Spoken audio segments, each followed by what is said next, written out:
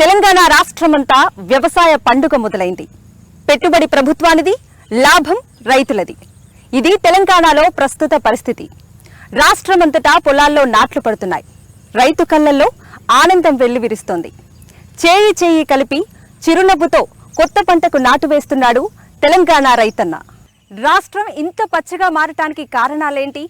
వ్యవసాయంలో ఇంత మార్పులు ఎలా వచ్చాయి? వ్యవసాయం దండగా అన్న వాళ్ళే ఇవాళ పండగ అంటున్నారెందుకు? పంట పెట్టుబడే కష్టమనుకునే రైతుకు ప్రభుత్వ సాయంతో పాటు అందే ఇతర అనుబంధ పథకాలపై స్పెషల్ రాత మార్చిన రైతు బాంధవుడు. నాడు అప్పు చేసి మరీ పెట్టుబడి తీర్చలేక గోస.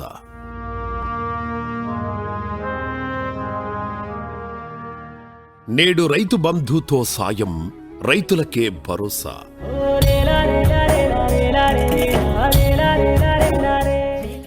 రైతుల ముఖాల్లో చిరునవ్వు, కుటుంబాల్లో సంతోషం.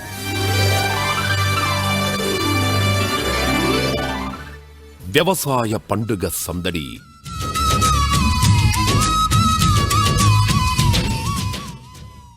దేశం మొత్తం శభాష్ అనేలా వ్యవసాయంలో తెలంగాణ కొత్త ఒరవడి.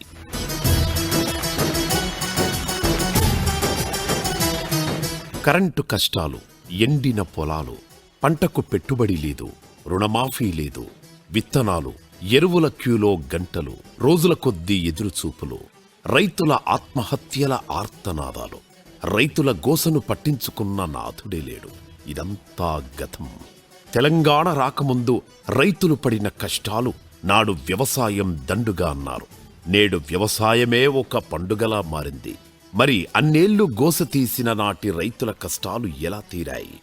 రైతే రాజుగా మారేందుకు ప్రభుత్వం అమలు చేసిన పథకాలేంటి? దేశానికే ఆదర్శంగా నిలిచేలా మన రాష్ట్ర పురోగతి ఎలా సాధించింది?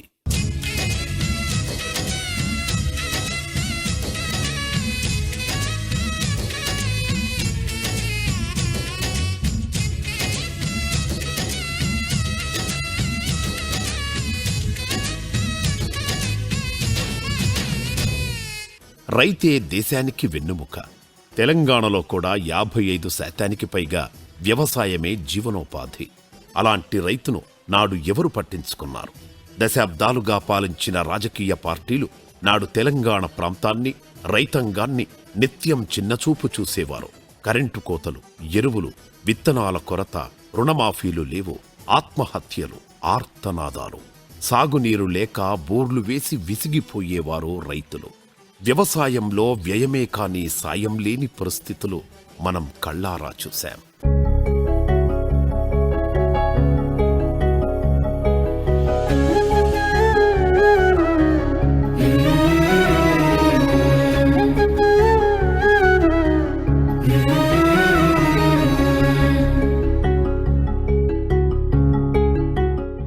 తెలంగాణ ఏర్పడకముందు పరపాలనలో రాజకీయ పార్టీలన్నీ ఏ రోజూ మన వ్యవసాయాన్ని పట్టించుకున్న దాఖలాలు లేవు. రైతుల గోసను అర్థం చేసుకోలేకపోయారు. ఉద్యమ నాయకుడిగా కష్టపడి తెచ్చుకున్న రాష్ట్రాన్ని అదే స్ఫూర్తితో నేడు తెలంగాణ వ్యవసాయ దశనే మార్చేశారు సీఎం కేసీఆర్. నాడు కరెంటు కోసం ఎదురుచూసిన రైతులు నేడు 24 గంటలు ఉచిత కరెంటుతో, పుష్కలంగా సాగునీరుతో వ్యవసాయం చేసుకుంటున్నారు.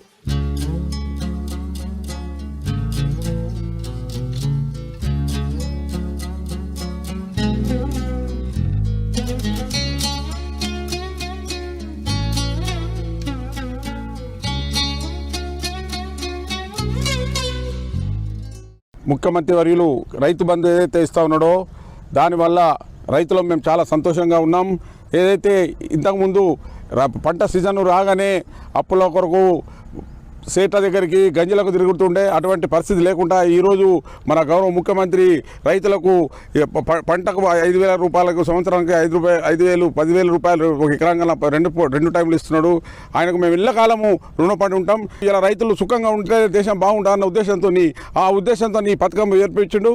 మేము తనకు కేసీఆర్ గారికి ఎల్లకాలము రుణపడి ఉంటాము. అదేవిధంగా ఇవాళ రైతు బీమా, ఒక 2 గుంటల భూమి, గుంట భూమి ఉన్న రైతు చనిపోతే కూడా 5 లక్షల ఇన్సూరెన్స్ చేస్తున్నాడు. అది చాలా చాలా అంటే చాలా ఆనందకరమైన విషయము. తెలంగాణ రాష్ట్రం ఏర్పడక ముందు ఇతర రాజకీయ పార్టీల నేతలు ఎన్నేళ్లు పాలించినా చెయ్యలేని మేలును కేవలం 8 సంవత్సరాలలోనే చేసి చూపించారు ముఖ్యమంత్రి కేసీఆర్. ఒక రైతే ముఖ్యమంత్రి అయితే వ్యవసాయం, రాష్ట్రం ఎలా బాగుపడుతుంది అనటానికి రైతే రాజు అనే నానుడిని అక్షరాలా నిజం చేసి చూపించారు ముఖ్యమంత్రి కేసీఆర్. రైతు బంధు, రైతు బీమా లాంటి ఎన్నో పథకాలు తీసుకొచ్చి దేశానికే దిక్సూచిగా నిలిచారు.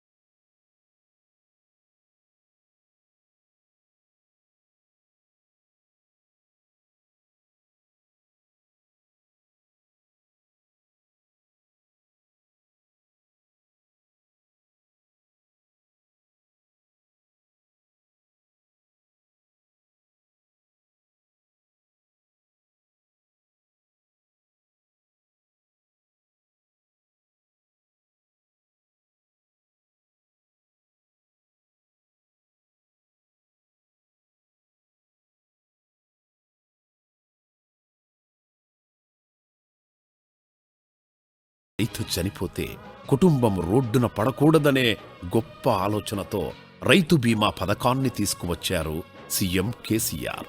రాష్ట్రంలోని రైతులందరికీ ఉచితంగా 5 లక్షల బీమా ఇస్తున్న ఏకైక ప్రభుత్వం కూడా తెలంగాణ ప్రభుత్వమే.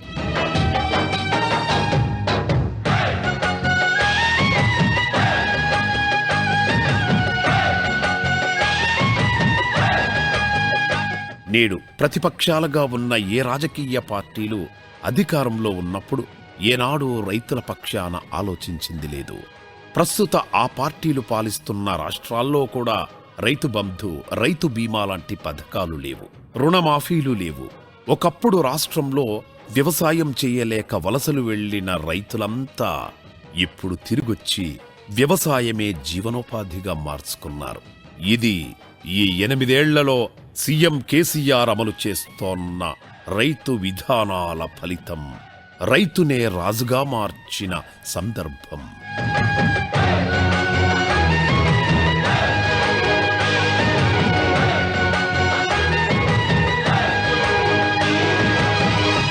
తెలంగాణ రాష్ట్రంలో రైతు బంధు పథకం జీవన భరోసాకి ఒక వరం.